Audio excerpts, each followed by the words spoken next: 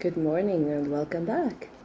It is Sunday morning, the livestock has been fed, and that means it's story time. And today I'm reading you the little story within a story in A Tale of Wild Geese. And it's the actual story of the two wild geese.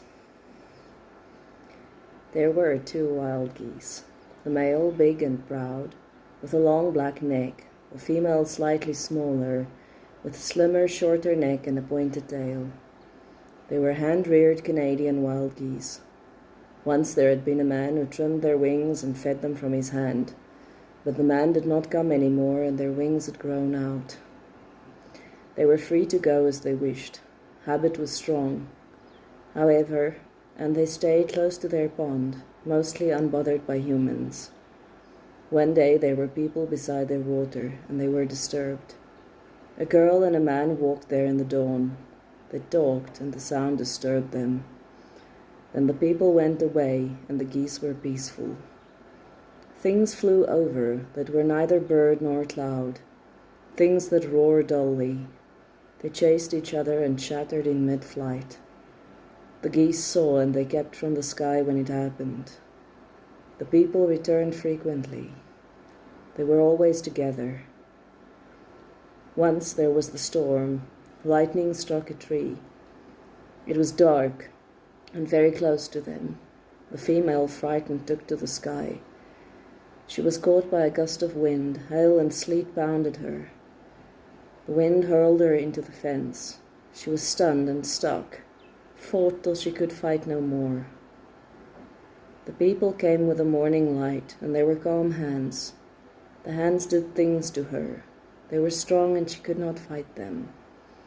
The trust she had known when she was small was not altogether gone, and there was something gentle in the hands. Then there was enclosure, hands that fed her, smaller, less sure, but kind. She knew they meant no harm, but they held her away from the male. He flew over every dawn, crying to her, "Come away, come." Her instinct, the bond between them, urged her, but she could not get out. Then the big hands came again and set her free. They were together again, she and he. She tried once or twice to follow the male into the sky, but her wing would not carry her, and she did not try again. The people walked by the edge of the water, but the geese learned that they were no threat, and were mostly unbothered. Then for a long time, they didn't see anyone. The people were somehow connected with the strange happenings in the sky. They felt safer when the people kept away. Yet there was something compelling the female to trust them, something that stirred her about them. Then a flock of other geese came over, and the male rose on his dark, strong wings. There were shots. Some geese fell. The others swerved, flew away. The goose cried. She called him, "Come back." He did not come. She waited and called. Then the male returned. He was tired, but he had come back, and she was content. The girl visited again, a man with her. He was not the one with the gentle hands that had walked beside her, but they left together. The girl was different. The air trembled.